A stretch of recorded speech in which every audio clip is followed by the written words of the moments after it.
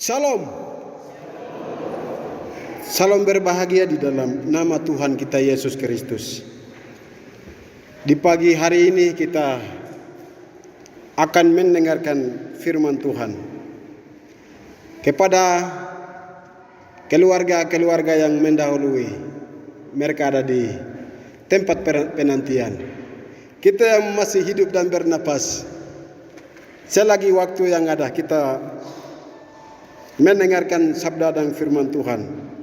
Di kesempatan ini, terima kasih atas hamba Tuhan yang beri waktu untuk kita bisa menyampaikan firman Tuhan.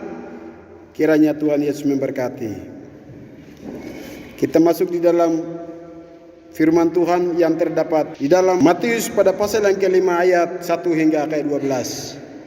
Di bawah perikop ucapan bahagia khotbah Tuhan Yesus di Bukit Zaitun. Kita akan baca secara sama-sama mulai dari ayat 1. 1, 2, 3, 1, 2, 3. Matius pasal 5 ayat 1 hingga 12. Khotbah Tuhan Yesus di bukit tentang ucapan bahagia. Ketika Yesus melihat orang banyak itu, naiklah ia ke atas bukit dan setelah ia duduk, datanglah murid-muridnya kepadanya. Maka Yesus pun mulai berbicara dan mengajar mereka. Katanya, berbahagialah orang yang miskin di hadapan Allah, karena merekalah yang mempunyai kerajaan sorga. Berbahagialah orang yang berduka cita, karena mereka akan dihibur. Berbahagialah orang yang lemah lembut, karena mereka akan memiliki bumi. Berbahagialah orang yang lapar dan haus akan kebenaran, karena mereka akan dipuaskan. Berbahagialah orang yang murah hatinya, karena mereka akan beroleh kemurahan. Berbahagialah orang yang suci hatinya, karena mereka akan melihat Allah. Berbahagialah orang yang membawa damai, karena mereka akan disebut anak-anak Allah. Berbahagialah orang yang dianiaya oleh sebab kebenaran, karena merekalah yang mempunyai kerajaan sorga. Berbahagialah kamu, jika karena aku kamu dicela dan dianiaya dan kepadamu difitnahkan segala yang jahat. Bersukacita dan bergembiralah, karena upahmu besar di sorga, sebab demikian juga telah dianiaya nabi-nabi yang sebelum kamu. Berbahagialah bagi mereka yang mendengarkan firman itu dan melakukan firman itu siang dan malam. Tema kita datang pada pagi hari ini, tuntunan kebahagiaan dalam hidup di bumi ini, menerima kebahagiaan hidup di sorga untuk selama-lamanya. Firman Tuhan tadi ucapan bahagia. Ini Tuhan Yesus, khotbah Tuhan Yesus di Bukit Zaitun. Dia mengajarkan semua kebahagiaan hidup. Bapak Ibu yang dikasihi oleh Tuhan kita Yesus Kristus, tema sinode kemarin yang subtema di dalamnya itu menyambut terang Kristus Yesus. Terang Kristus Yesus. Setelah kita menyambut terang itu, bagaimana caranya untuk saya memelihara terang itu dalam kehidupan? Ini adalah tugas dan tanggung jawab kita hari ini. Setelah kita menyambut terang Yesus Kristus, bagaimana caranya untuk saya bisa menerangi atau menerima terang itu, atau melakukan memelihara terang itu di dalam kehidupan? Bapak Ibu yang dikasihi oleh Tuhan kita Yesus Kristus, menurut ayat yang ketiga, Berbahagialah orang yang miskin di hadapan Allah, karena mereka lah yang mempunyai kerajaan surga. Ya. Ini perkataan ini jitu, langsung kontak antara Yesus dan para murid dan bersama-sama dengan dia pada waktu itu. Tuhan Yesus yang berbicara keluar dari mulut Tuhan Yesus itu sendiri. Berbahagialah orang-orang yang miskin di hadapan Allah, karena mereka lah yang memiliki kerajaan Allah. Ini bukan miskin jasmani, tetapi miskin rohani dalam kehidupan ini. Manusia dunia berkata, dunia kita miskin tapi surga kita kaya. Ya, itu perlengkapan rohani sudah jauh tuh. Kalau kita berbicara sedemikian, ini persiapan untuk undang Tuhan Yesus di dalam kehidupan ini sudah jauh. Sehingga mereka bisa katakan demikian, dunia miskin tapi surga kita akan kaya. Bapak Ibu yang dikasih oleh Tuhan kita Yesus Kristus, di dunia ini banyak orang miskin, di dunia ini juga banyak orang kaya. Jadi ini ada perbedaan di dalam kalimat ini. Kaya yang mana dan miskin yang mana? Ya, kaya rohani kah atau miskin rohani? Jadi bagian firman Tuhan ini mengajar kepada kita bahwa berbahagialah kamu orang-orang miskin di hadapan Allah. Sendal secukupnya, hidup secukupnya, pakaian secukupnya, makan secukupnya, hidup sederhana. Tetapi yang ada di dalam hati itu, terang itu ada di dalam kehidupan. Terang itu terang itu yang menerangi kehidupan kita. Undang Yesus itu dalam kehidupan kita. Walaupun kehidupan kita dengan keadaan kita, tetapi di kesempatan ini kita tahu bahwa dunia kita miskin tapi surga kita kaya. Ini harapan besar bagi orang-orang yang percaya kepada Tuhan Yesus. Ya, hari ini saya tidak ada uang, tapi surga saya ada uang.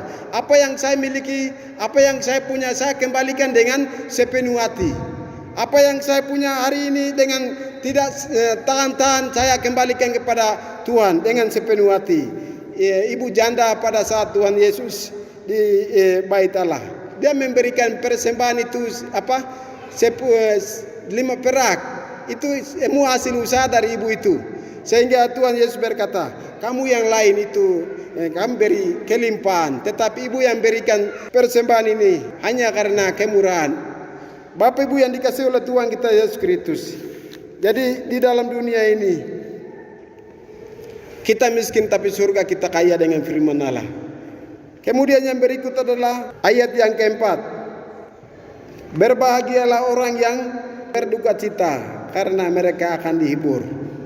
Saudara-saudara yang dikasih oleh Tuhan kita Yesus Kristus, hari ini kematian orang ke sana ke sini. Kalau orang Papua di depan mata kita, kalau meninggal itu uang. Itu yang ada hari ini. Pandangan garis besar adalah kalau ada orang meninggal itu sebentar itu ada uang. Mereka akan kupas masalah dan mereka akan kikis mendalam. Sehingga kau yang buat itu, kamu yang buat itu, kamu yang buat ini, kamu yang buat itu. Akhirnya terakhir itu denda. Penghiburan yang datang melalui hamba Tuhan pada saat keluarga kita meninggal itu diabaikan, disingkirkan. Uang yang terutama, pujian dan firman Tuhan yang diberikan penghiburan buat kita pada saat kita berduka itu disingkirkan. Tetapi uang yang nomor satu kan akhirnya denda dan lain-lain sebagainya. Walaupun kita lihat mata kepala ada orang yang pukul lalu dia mati. Kalau orang bertobat itu sudahlah, nanti Tuhan yang akan balas. Bisakah? Tidak akan mudah kalau kita ucapkan seperti ini. Saudara-saudara yang dikasih oleh Tuhan kita Yesus Kristus, itu bertentangan dengan firman Tuhan, pengajaran Tuhan Yesus pada ayat yang keempat. Berbahagia orang yang berduka cita, karena mereka akan dihibur. Hibur di mana? Di surga. Hibur di mana? Ketika kita memakai pakaian lenan halus melalui perbuatan kita. Hibur di mana? Kita akan mengadakan perjamuan anak domba, pesta. disitulah akan terhibur. Walaupun dunia kita menangis dan lain-lain sebagainya, walaupun dunia kita dimarahi, kita dipukul, kita dihina, diejek, walaupun dunia ini kita ditolak, dibenci dan lain-lain, tetapi penghiburan yang datang kepada kita ketika Tuhan Yesus itu datang di dalam dunia ini. Saudara-saudara yang dikasihi oleh Tuhan kita Yesus Kristus, jangan kita balas hari ini. Yang pembalas itu di surga. Bukan tugas kita hari ini, tapi yang bertugas adalah orang-orang surga akan membalas. Bapak Ibu yang dikasihi oleh Tuhan kita Yesus Kristus, kita hanya mencucurkan air mata karena kesedihan, karena apa yang dia buat selama dia hidup. Karena pembalasan itu surga, karena penghiburan yang datang itu dari surga, bukan dari dunia. Kita akan memperoleh keselamatan abadi, hidup untuk selama-lamanya, ya, menikmati kesenangan hidup. Ini yang Tuhan siapkan bagi mereka yang berduka cita. Saudara-saudara dikasihi oleh Tuhan kita Yesus Kristus, menurut ayat yang kelima, berbahagialah orang yang lemah lembut, karena mereka akan memiliki bumi. Lemah lembut, ya, lemah dan lembut, untuk menolong sesama, ya, untuk menyelesaikan tugas dan tanggung jawab dalam kehidupan. Walaupun saya sibuk bagaimanapun, kalau hati saya itu lembut, ini ada peluang untuk kita bisa melakukan tugas dan tanggung jawab kita. Saudara-saudara dikasihi oleh Tuhan kita Yesus Kristus, itu berbicara tentang menolong sesama, menolong kepada yang sakit, menolong kepada yang miskin, menolong kepada yang tertindas, menolong kepada yang teraniaya, menolong kepada yang kaum yang tidak berdaya. Bapak Ibu yang dikasihi oleh Tuhan kita Yesus Kristus. Kemudian yang ayat yang 6, berbahagialah orang yang lapar dan haus akan kebenaran, karena mereka akan dipuaskan. Ya, haus akan kebenaran firman Tuhan. Ya, jangan kita haus hanya makanan, minuman, dan uang, dan harta, dan segalanya. Tapi saat-saat yang kita butuhkan, kita juga memerlukan haus untuk membacakan firman Tuhan, haus juga untuk minum air kehidupan. Kelaparan akan firman Tuhan, kehausan akan firman Tuhan. Ini yang Tuhan Yesus menuntut kepada kita hari ini.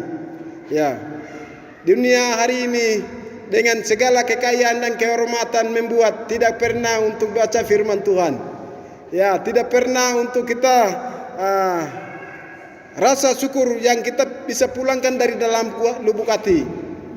Ya, tetapi di kesempatan ini Tuhan tuntut kepada kita untuk membacakan firman Tuhan dan melakukan firman itu dalam kehidupan. Berbahagialah orang-orang yang lapar dan haus akan kebenaran firman Tuhan, karena mereka akan dipuaskan. Ya, puaskan di mana? Di surga tadi. Ya, karena kita sudah baca firman Tuhan, karena kita sudah merenungkan firman Tuhan, karena kita sudah melakukan firman itu, karena kita sudah melakukan apa yang kehendak berkenan hati Tuhan, nantinya kita dipuaskan di surga. Tuhan juga sudah siapkan pahala untuk kita hari ini.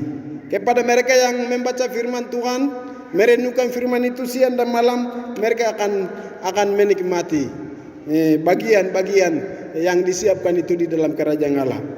Bapak Ibu yang dikasihi oleh Tuhan kita Yesus Kristus, kalau ayat firman Tuhan ini duduk sendirian baru kita baca dan mengenal kata demi kata, itu cukup untuk kita merasakan betul-betul dalam kehidupan di dalam hati kita. Ayat yang ke-7, berbahagialah orang yang murah hati, karena mereka akan beroleh kemurahan.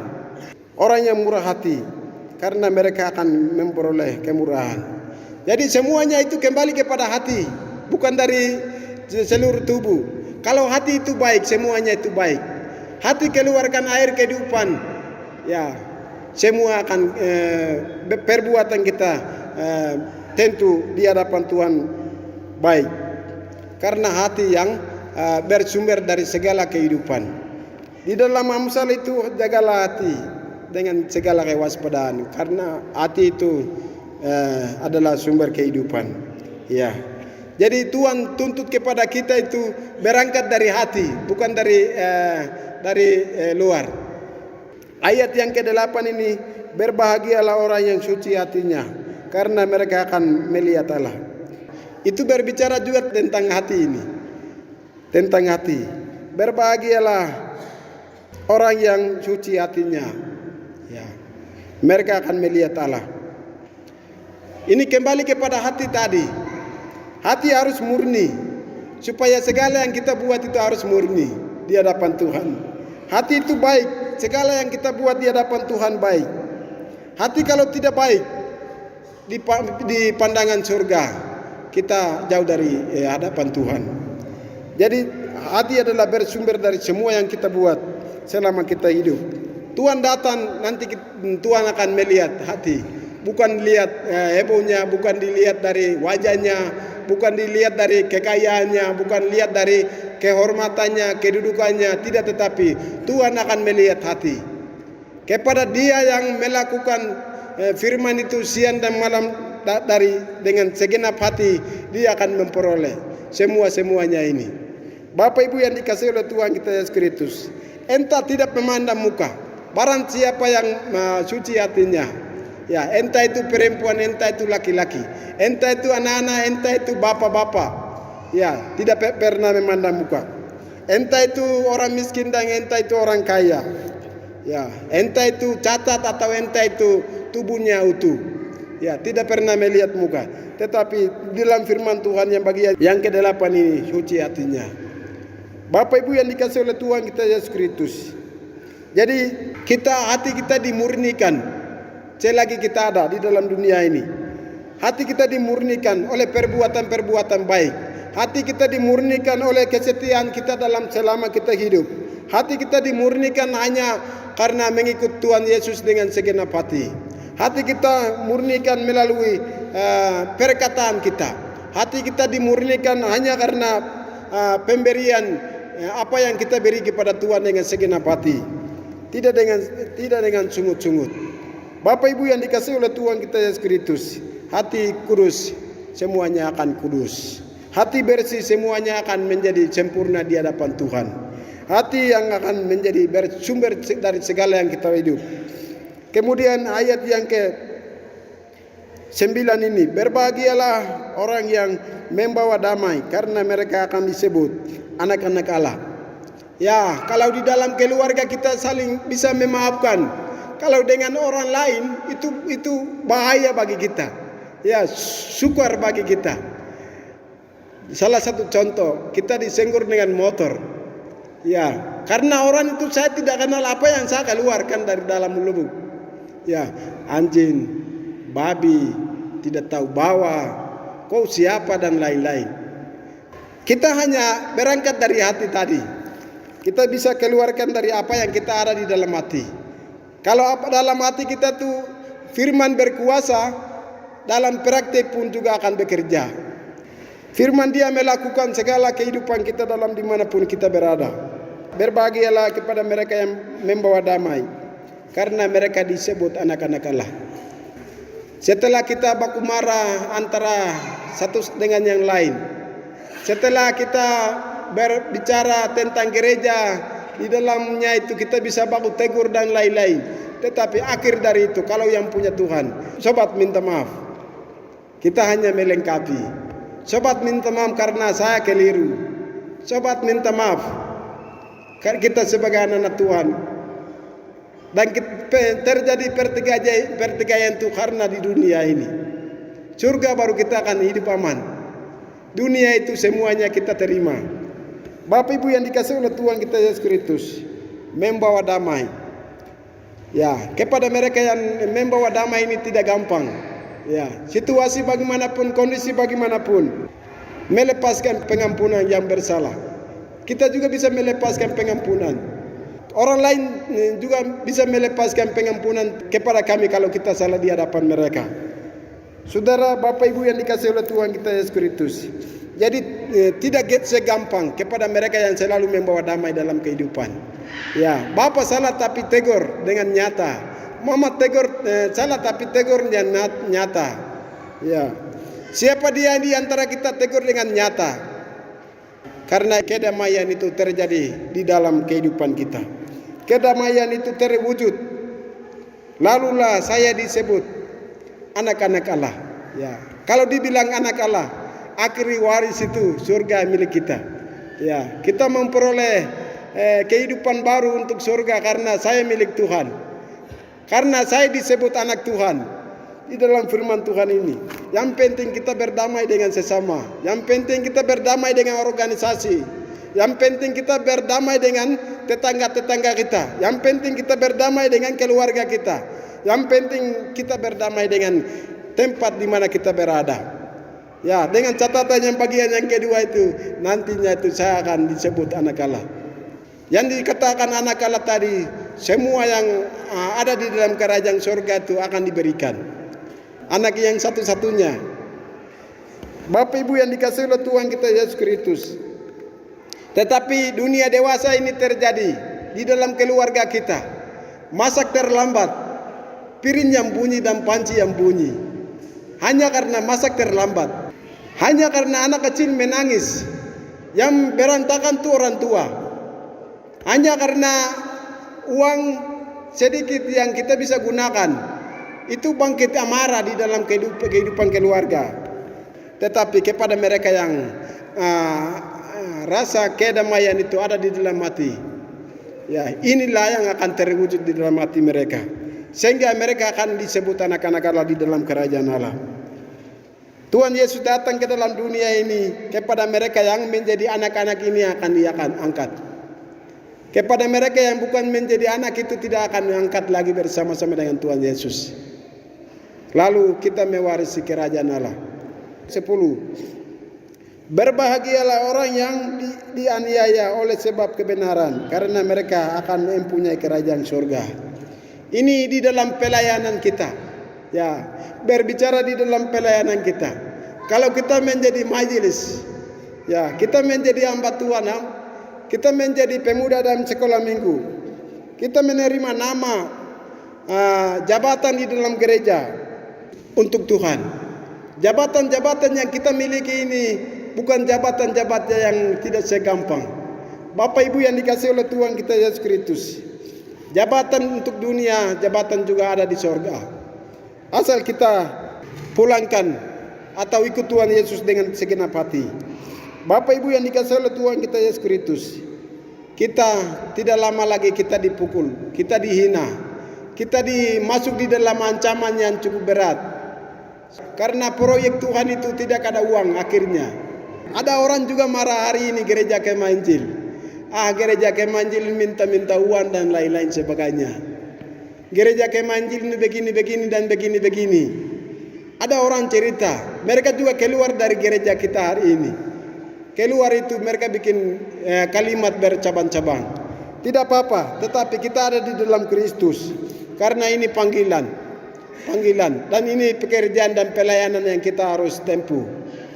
Bapak Ibu yang dikasihi oleh Tuhan kita Yesus Kristus, disinilah kita akan memperoleh kalau kita dekat dengan Tuhan Yesus. Sementara kita melakukan pekerjaan Tuhan di dalam gereja ini, lalu bunyi sangkakala tiba, kita orang terhebat di dalam kerajaan surga. Ya, kita juga memperoleh hadiah, karena hadiah Tuhan sudah siapkan sebelum Tuhan Yesus datang.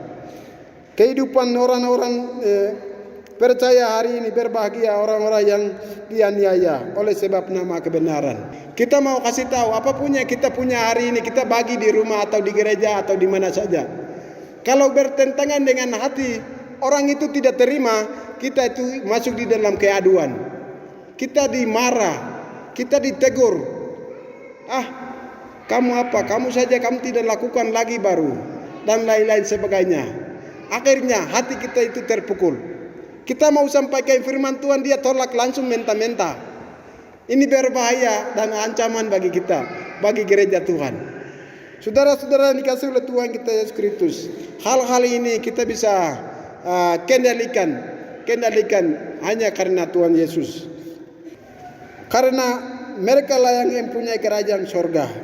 Kita hinakan, kita diborgor, kita difitnah, kita dihadapkan, kita dipukul, tetapi terakhirnya itu kita akan memperoleh kerajaan surga. Bagian yang ke-10.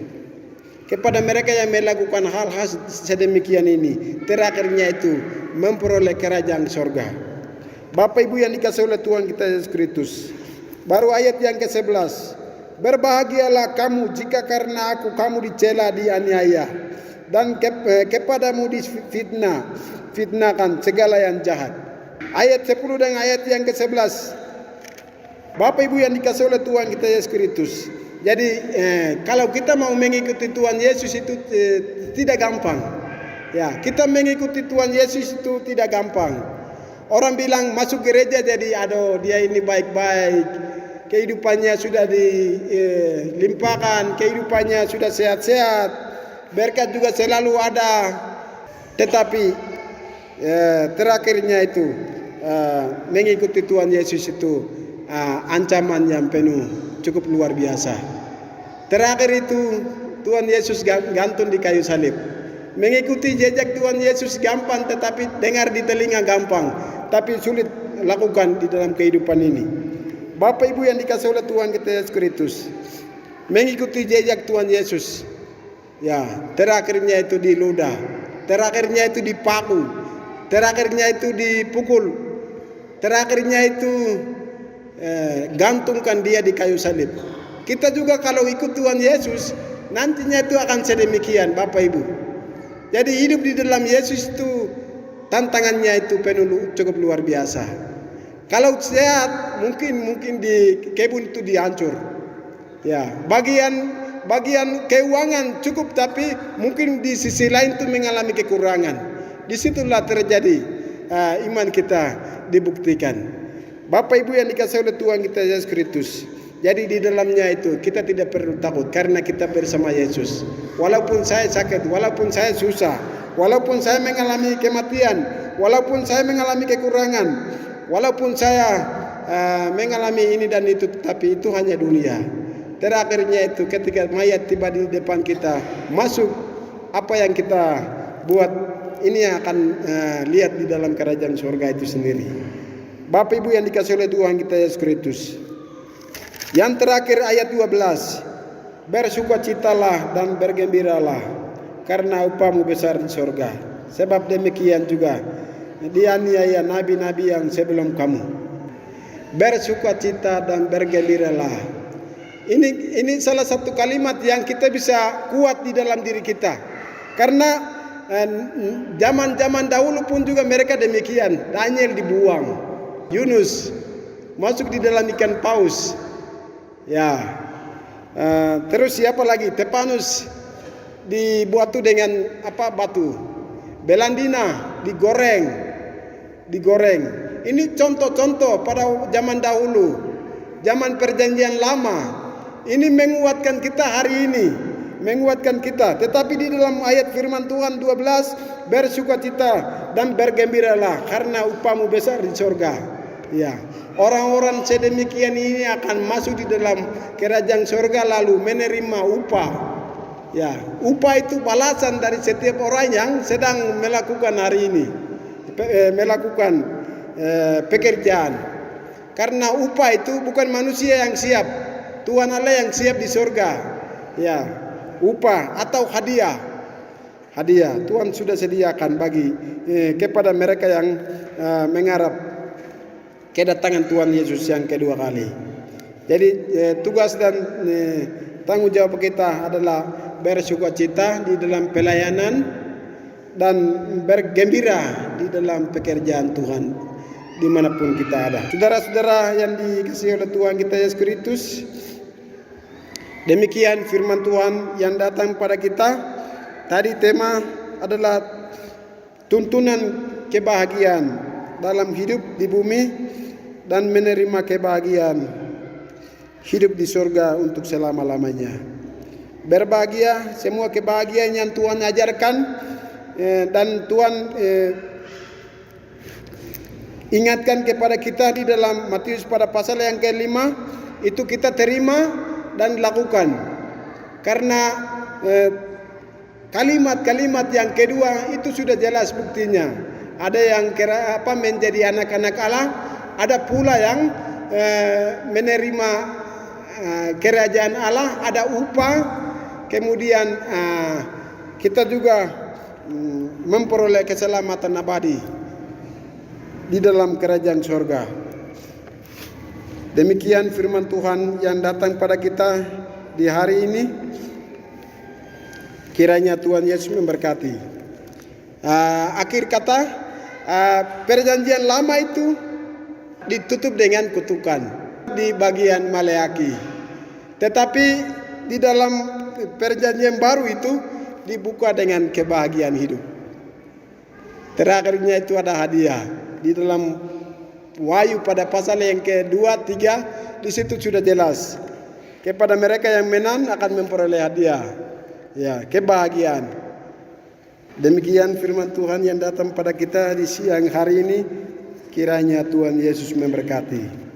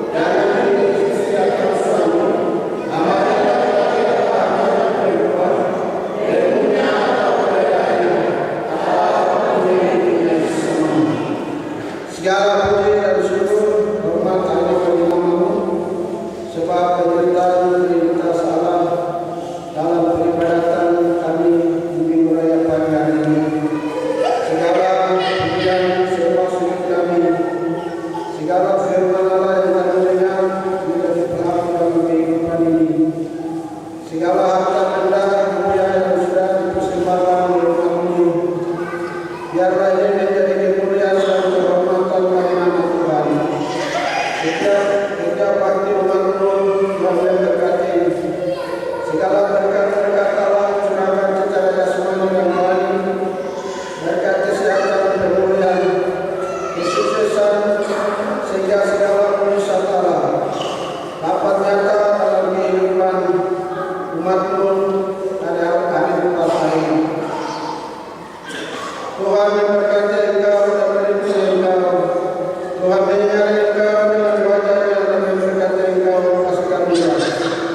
Tuhan menghadapkan wajah-Mu kepadamu dan memberi Engkau damai sejahtera. Kiranya kasih dan berkah Bapa sebagai sumber kasih. Oleh Yesus Kristus, Juru Selamat menebus kekasih jiwa kita. Biarlah Roh Kudus penolong, pemimpin pengajar, akan menyertai saya dan jemaat Tuhan kita sekalian, mulai dari